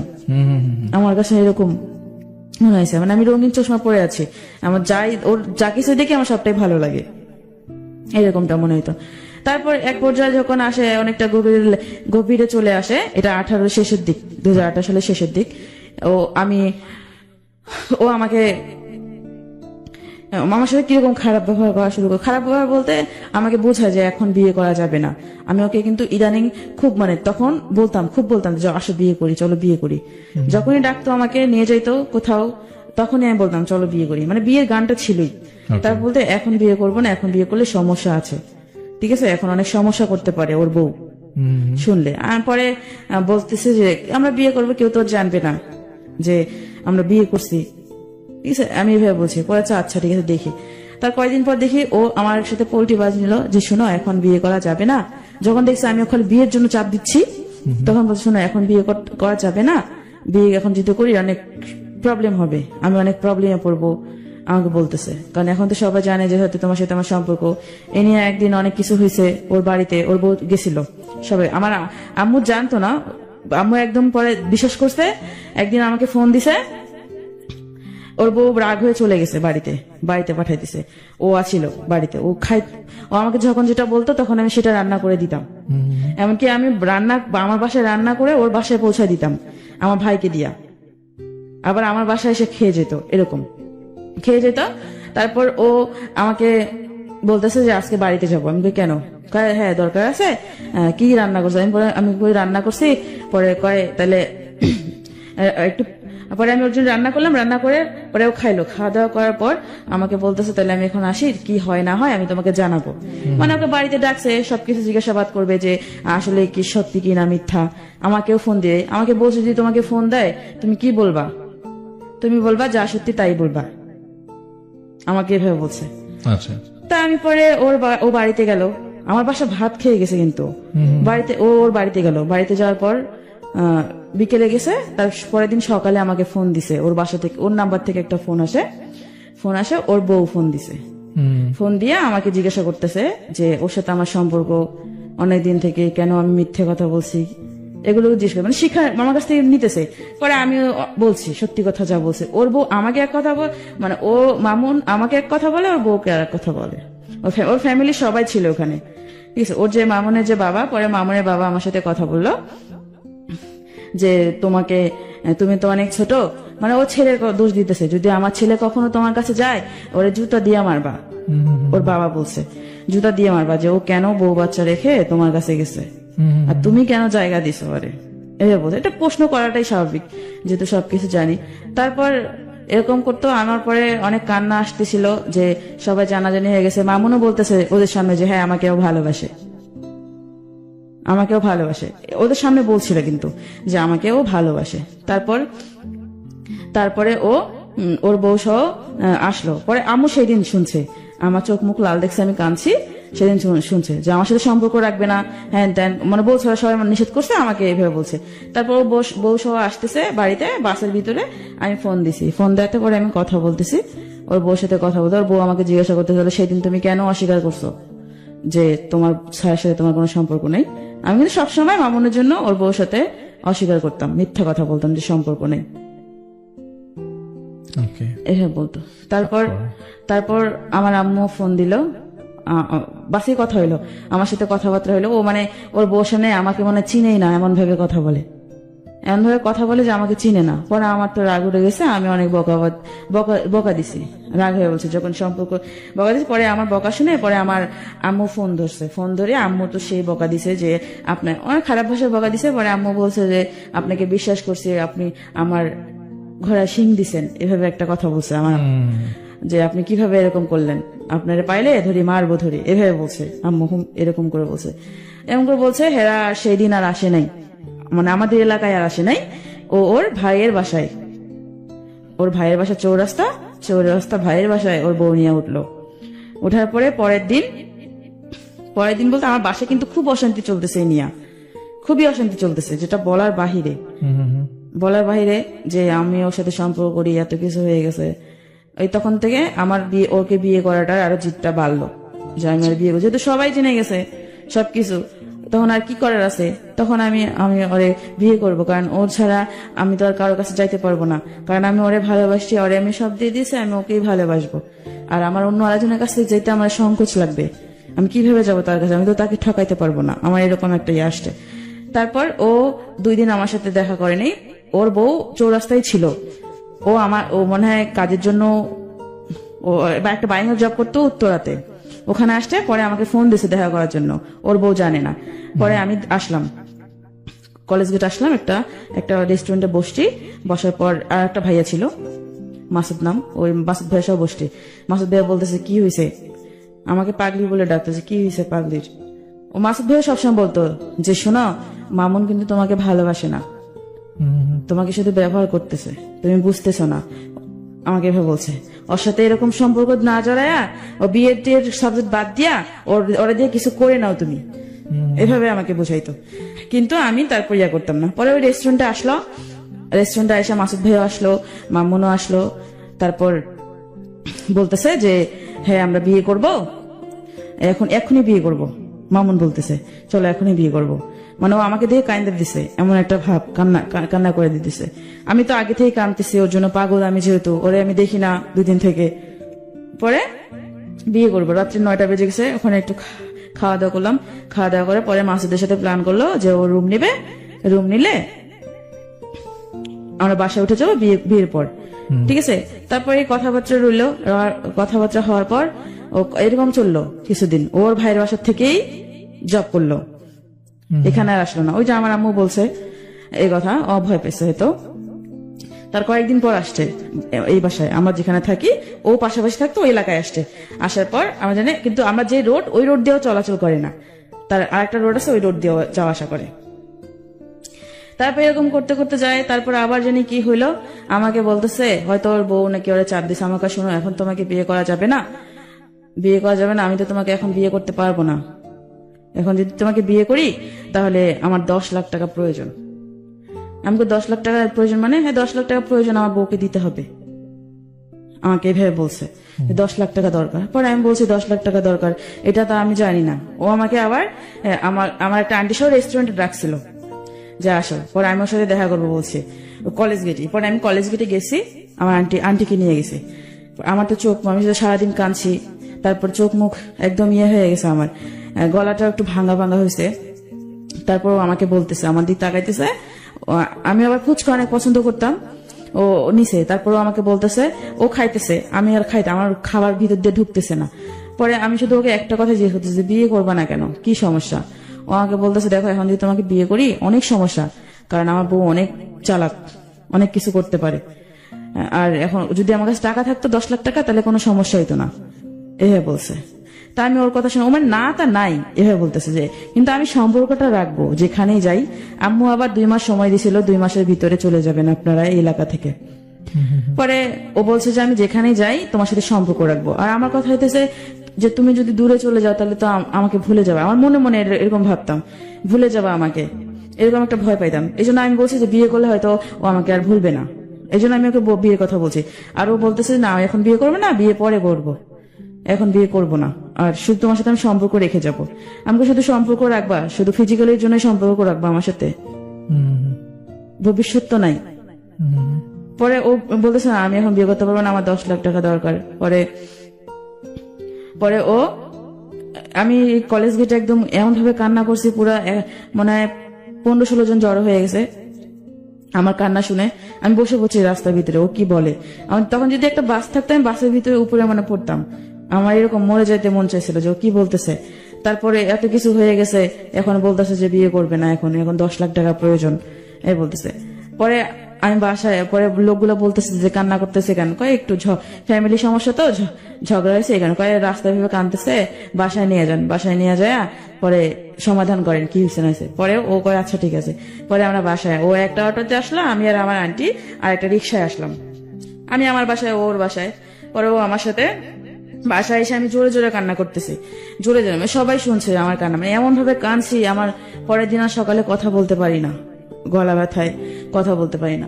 পরে আমার আন্টিকে বলতেছে ও কি পাগল হয়ে গেছে, খাবো কিন্তু তুমি আমার স্বীকৃতি দাও যে মানুষ জানুক যে তোমার সাথে আমার বিয়ে হয়েছে, ঠিক আছে। এভাবে বলছি যে আমি আমারটা আমি রোজগার করে খাবো, তোমাকে খাওয়াইতে হবে না, যেহেতু আমি কাজ করতে জানি, এভাবে বলছি। তারপর ও বলতেছে ও আমার সাথে পরে আন্টির সাথে রাগাড়িয়ে করলো, জ্বরে বুঝান ও পাগল। পরে আন্টি বলছে যে পাগল বলতেছেন এখন যদি ও মারা যায় তখন আপনি কি করবেন, যে অবস্থা হয়েছে তো মারা যাওয়ার মতোই, এই বলছে। পরে ও বলছে যে ওরে বুঝান, বুঝালে ঠিক হবে, কারণ 2 বছর সম্পর্কে এইভাবে তো যেহেতু অনেক কিছু হয়ে গেছে, এটা তো আর তাড়াতাড়ি ভোলা যায় না। হয়তো ওর কাছে ভালোবাসা ছিল না, আমার কাছে ভালোবাসা ছিল, আমি তো তাকে ভালোবাসছি। তারপর আন্টি আমাকে অনেক বুঝালাম, তারপরে বুঝি না। ও আমার আবার ফোন দিছে, আমি কি করতেছি না করতেছি, এমন করে আমার খোঁজ খবর নেয়, কি করতেছি না করতেছি, কিভাবে আসি না, আমি তো আর কথা বলতে পারতেছি না, গলা ব্যথায়। তারপরে 2 দিন না যাইতে ও আমাকে আবার ওই আপুর বাসায় ডাকতেছে যে আসো, আপুর বাসায় আসো। আমি পরে বলছি যে আমি কিন্তু তোমার বিয়ে করব, ঠিক আছে, একদিন হলো আমি তোমাকে বিয়ে করব, আমি তোমার সাথে সংসার করব। পরে বলতেছে যে সংসার কোথায়, আচ্ছা ঠিক আছে করিও বিয়ে, আমাকে বলতেছে। পরে আমাকে ওই আপুর বাসায় ডাকলো, আমি ও মিষ্টি মিষ্টি কথা বললো, আমি ওর কথা কইলা আপুর বাসায় আসলাম। তারপরে আমার একটা ভাই ছিল, ঠিক আছে, মায়ের পেটের ভাই নেই, ভাই ও অনেকটা আমার, কারণ এখন কষ্টের পাশে সময় ও নাই, কিন্তু ও মামু যার থাকার কথা সে নাই, কিন্তু আমার ভাইটা আমাকে সাপোর্ট করতেছে, আমার পাশে আছে, আমাকে বুঝাইতেছে। তখনও সে বুঝাইছিল। তারপর আমার ভাইকে আমি বললাম, ওই আপুর বাসা যাওয়ার আগে আমি আমার ভাইকে বলছি সবটা ঘটনা, যে আমি এরকম আমি তোমার অনেক ভালোবাসি, ওর সাথে আমার অনেক কিছু হয়ে গেছে, আমি ওর ছাড়া বাঁচবো না, কেঁদে কেঁদে বলছি। তারপর আমার এই ভাইটা বললো যে আচ্ছা ঠিক আছে দেখি কি করা যায়। তারপর ওকে ডাকলো, কলেজে ডাকলো, ওর একটা রেস্টুরেন্টে বসলো, ওর নাকি বসছে, বসার পর বলতেছে যে ও আমাকে বিয়ে করবে, তখন বলতেছে বিয়ে করবে, ওর ফোন আছে একটা, ফোনটা বিক্রি করে ও আমাকে বিয়ে করবে, এই বলতেছে। খাবার নাকি খেতে দিছে ওরে, খাওয়ার পর খাবার খাবে না, ও কাঁদতেছে যে কি করবো, ওর একটা বউ আছে, বাচ্চা আছে, আবার আমিও ওর সাথে এরকম করতেছে, আমাকে তোর বিয়ে করতে হবে, আমি ওরে বিয়ে করবো, এখন কইতেছে যে যাই হোক আমি ওরে বিয়ে করবো, মানে কাঁদতেছে। আমার ভাইটা বলছে যে একদম ওর চোখের পানি প্লেটে পড়তেছে, এরকম একটা। তারপর আমার ভাইটা বলছে আচ্ছা ঠিক আছে আমি দেখতেছি, এভাবে বলছে। পরে আমাকে জিজ্ঞাসা করলো, আমিও তো কান্নাকাটি গলায় বললাম যে হ্যাঁ আমি ওরে বিয়ে করতে চাই, ঠিক আছে। ও পরে আমার কাছে আবার বলে যে ওই 10 লাখ টাকার কথা বলে, যে আমি তো এখন বিয়ে করতে পারবো না, 10 লাখ টাকা আমার লাগবে, 10 লাখ টাকা লাগবে। আমি পরে আর কিছু বলি নাই, কারণ আমার তো অনেক কষ্ট, আমি তখন অনেক কষ্টে ছিলাম, কারণ আমি ওরে এত বিশ্বাস করলাম, যখন যেটা বললো তখন সেটা করলাম। আর এখন আজকে ও আমাকে বলতেছে যে 10 লাখ টাকার জন্য ও আমাকে বিয়ে করতে পারবে না, কারণ আমি তো অনেক গরিব, যদি ও আমাকে বলে কি, আর আমি তো ওরে 10 লাখ টাকা দিতে পারবো না, বলি কি। তারপর ও আমাকে যখন এই আপুটার বাসায় ডাকলো, আমি আমার ভাইটাকে বললাম যে ও আমাকে আবার আজকে ডাকতেছে, ওগুলো আমার সাথে সম্পর্ক, আমাকে বিয়ে করবে না, অথচ আমার সাথে ফিজিক্যাল রিলেশন করার জন্য আজকে আবার ডাকতেছে, আমি ওর ভাইটাকে বলছি। পরে আমার ভাইটা বলতেছে আচ্ছা ঠিক আছে তুই যা, দেখ আমি পরে একটা ব্যবস্থা করতেছি। পরে ওর যে ফ্রেন্ড ছিল আমার ভাইয়ের, ওর ফ্রেন্ড 2টা ফ্রেন্ডকে নিয়ে ও কলেজ গেছিল। পরে আমি আপুটার বাসায় গেলাম ওর সাথে থাকার পরে আমার ভাইটা বারবার ফোন দিতেছে, আমি ওর ফোন একবার রিসিভ করি তো আর একবার রিসিভ করি না। পরে আমাকে মামুন বলতেছে যে তুমি কেন, ও কেন বারবার তোমাকে ফোন দিতেছে। আমাকে ফোন দিচ্ছে ও কলেজ গেট আসছে তো আমাদের সাথে হয়তো তোমার সাথে দেখা করবে, ওর মনে হয়তো সন্দেহ ঢুকছে, ঠিক আছে। পরে আপুর বাসায় 2 ঘন্টা থাকার পর আপুর বাসা থেকে বের হয়ে আসছি, তাড়াতাড়ি আমি বের হয়ে আসছি। বের হয়ে আসার পর ও দেখে রাস্তার মোড়েই, একদম আমি ঠিকানা দিছি রাস্তার মোড়েই আসছে। রাস্তার মোড়ে আসা পরে ওর হাতে একটা ফোন, আমার মামুনের হাতে একটা ফোন ছিল, আমার হাতে একটা ফোন ছিল। আমি আবার আমার ভাইটা আবার ফোন 2টা নিছে যাতে মামুন কোথাও ফোন না দিতে পারে। পরে মামুনকে নিয়ে চলে আসলে মামুন আমাকে বলতেছে আমি কি তোমাকে বলছি বিয়ে করব না? বিয়ে তো করবো, এত তাড়াতাড়ি করার কি আছে, আর এরকম করলা কেন? বিয়ে তো করবো তোমাকে। আমি বলছি বিয়ে তো করবা, ঠিক আছে, এখন হলেও করবা পরে হলেও করবা, তাহলে এখন করি, সমস্যা কোথায়, কেউ জানলো না। আমি আবার এটা বলছি। পরে আমার ভাইটা নিয়ে আসলো, আসার পর কাজী অফিসে তো নিয়ে জানে একটা যে বিয়ে পড়াইছে তার বাসায় নিয়ে আসছে। ওই বাসায় বিয়ে হলো, কারণ একটা মানুষ যদি জোর না করতো তাকে তো কেউ, মানে মন যদি না আসে তাকে তো জোর করে কেউ বিয়ে দিত না। আমি যদি বিয়ে না করি, আমাকে যদি কেউ মেরেও ফেলে, তারপরে তো আমি বলবো যে আমি বিয়ে করব না, আমি মরে গেলে যাব। কিন্তু ও বিয়েটা সুন্দরভাবে করলো। আমি আমার কাগজপত্র দিলাম, আমি আমার কাগজপত্র দিছি, ওটাও কাগজপত্র দেয়নি, বলছে যে ওর কাগজপত্র এখন নাই, বাসা থেকে আইনা পরে দিবে। বিয়েটা হলো, বিয়েটা হওয়ার পর বিয়ে যে করবো টাকা ছিল না, ওর কাছে নাকি টাকা নেই। আমার আম্মু আমাকে কষ্ট করে একটা স্বর্ণের চেন বানায় দিছিল, আমার পড়লে হয়তো আমার ভালো লাগবে এই কারণে, সবার গলায় আছে আমার গলা খালি, এই কারণে আম্মু আমাকে কষ্ট করে একটা স্বর্ণের চেন বানায় দেয়। আমি ওর এতটাই ওর প্রেমে অন্ধ হয়ে গেছিলাম যে আমি তখন ভাবি নাই যে আমার মায়ের তো এটা কষ্ট রোজগার করার টাকা দিয়ে চেনটা বানানো। আমি ওর জন্য এই চেনটা পর্যন্ত বিক্রি করে দিই, বিক্রি না বন্ধ করে রাখছিলাম 10,000 টাকায়, কিন্তু পরে আর ওই চেনটা উঠাইতে পারিনি। আচ্ছা, তারপর বিয়ে যখন করি, বল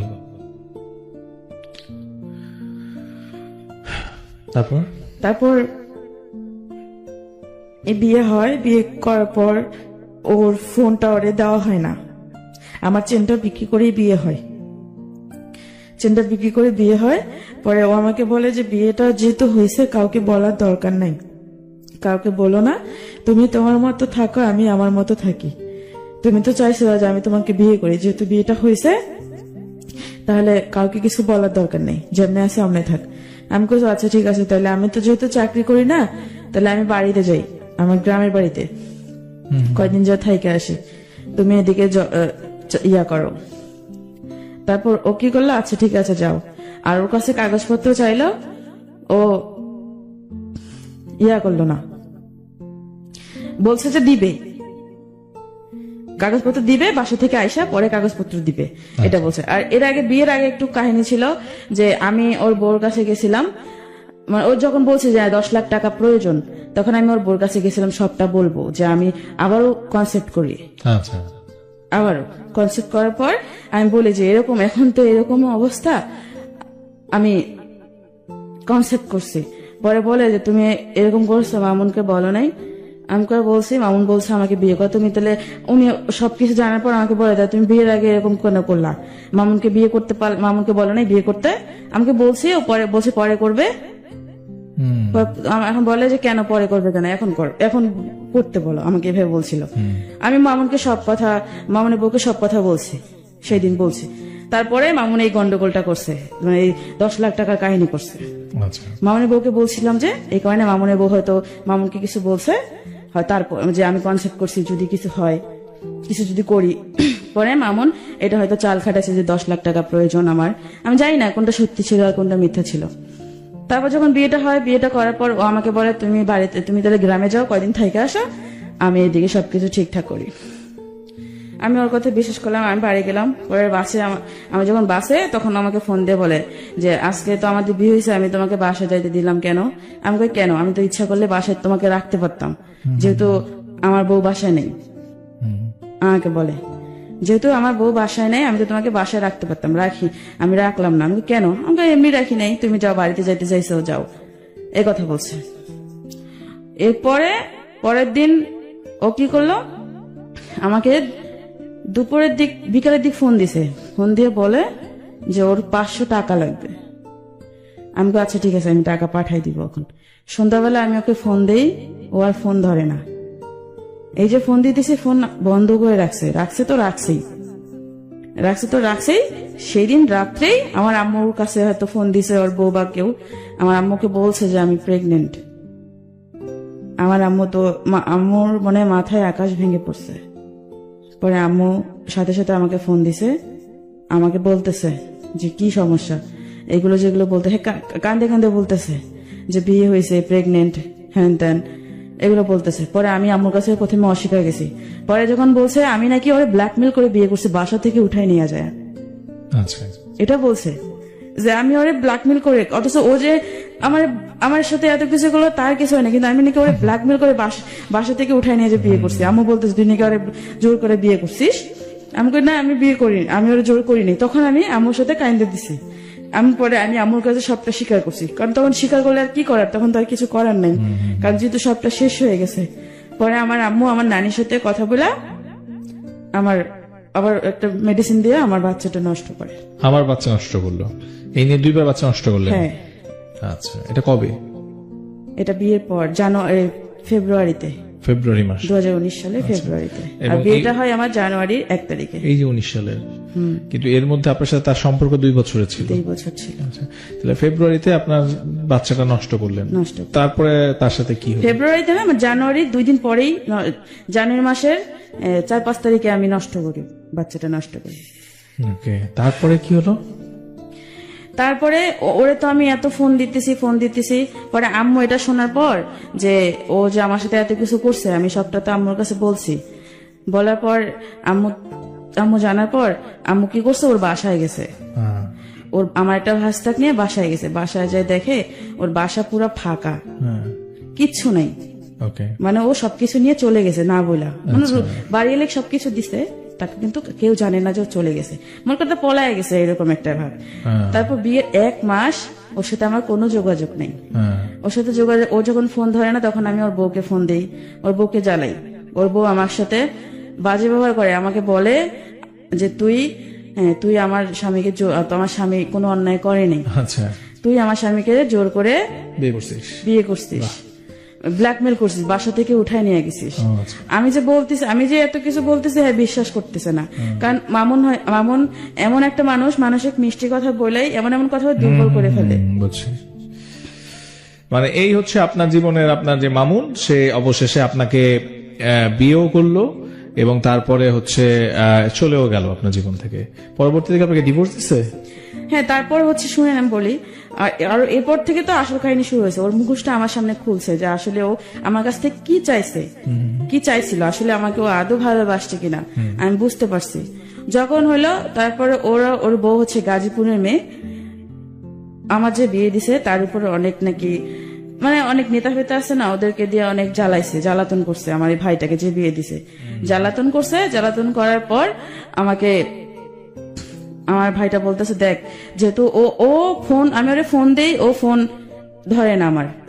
আমি ওরে অনেক SMS করছি, যেগুলো মানে আমি জীবনে কখনো ওরে এত SMS করিনি। আচ্ছা, মানে আপনার সাথে যোগাযোগ বন্ধ করে দিল? যোগাযোগ একদম টোটালি বন্ধ করে। তারপরে কি হলো একটু ঝটপট বলেন। তারপর আমার যে ভাই ওর উপরে অনেক অত্যাচার করে, যে ওর ভয় দেখায়। তারপর আমার ভাইটা আমার সাথে সবকিছু বলতো যে দেখ এরকম, যে তোর সাথে সংসার করতেছে না, তাহলে তুই কিছু একটা কর।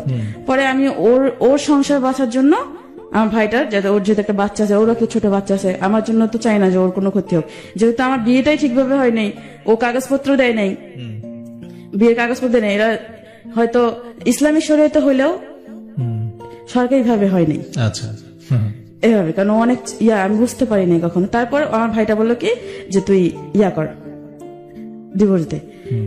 পরে আমি ওর কথা চিন্তা ভাবনা করে আমি বললাম 2 দিন ভাবি। 2 দিন ভাবার পর আমি এই সিদ্ধান্ত নিলাম ডিভোর্স দিব। ডিভোর্স দেওয়ার পর ও আমাকে নিয়ে গেল কাজে বসে, যে এখানে বিয়ে করেছে ওখানে নিল না, আর এক জায়গায় নিয়ে আমি ডিভোর্স দিলাম, নোটিশ দিলাম। দেওয়ার পর এখন ও শুনছে, আমাকে কয় কি সুন্দর, আগে আমার সাথে ভালো করছে, যেদিন ডিভোর্স দিতে তারপর থেকে আমার সাথে কথা বলা শুরু করে দিছে। কথা বলা শুরু করে দিছে, বলতেছে তোমার সাথে তো আমার ডিভোর্স হয়নি, স্ত্রী পক্ষ কখনো ডিভোর্স হয় না। তোমার কে বলছে যে মৌলানা আছে, বড় বড় হুজুর আছে, তাদেরকে জিজ্ঞাসা করে দেখিও। আচ্ছা আচ্ছা এ বলে। আমি ওর কথা আর কোনো শুনছি, আমার অনেক কান্না পাইতেছে। এত কষ্ট করে আমি ওরে বিয়ে করলাম, এত ভালোবাসলাম, আর ও আমার সাথে এরকম চিৎকার করলো। 1 মাস কোনো খোঁজ খবরই নেই। পরে যখন আমি ওর ছাড়া দিছি, তখনও আমারে খোঁজ খবর না যখন শুনছে যে সুমি মানে মাহমুদ আরে ডিভোর্স দিছে, তখনও এরকম করলো। তারপর আমার মা সেই দিন, যেদিন আমি ডিভোর্স দিয়ে আসছি, আমার মা জানে না, কেউ জানতো না। আমার মা কয় বিয়ে করছি, তাহলে এখন আমি এখানে থাকি কেন? আমার প্রতি একটা অন্যরকম, মানে কেউ দেখতে পারতো না। বাসা থেকে আমাকে বের করে দেয়, ওকে আমার আম্মু বের করে দেয়।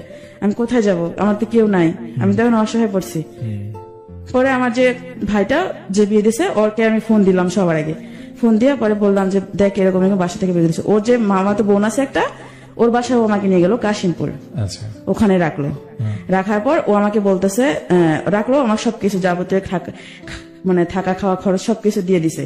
দেওয়ার পর এখন মামুন আমাকে, আমার সাথে কথাবার্তা বলতেছে, আমাকে বারবার বুঝাইতে চেষ্টা করতেছে যে তোমার সাথে আমার ডিভোর্স হয়নি, স্ত্রীর পক্ষ ডিভোর্স হয় না, যাতে ও আবার আমার সাথে ফিজিক্যালি করতে পারে, লুকায়া হইলেও। এভাবে বলছে। আমি তখন থেকে বুঝতে পারছি যে আসলে ও আমাকে ভালোবাসে নাই। এটা বুঝতে অনেক দেরি হয়ে গেল মনে হয়। হ্যাঁ।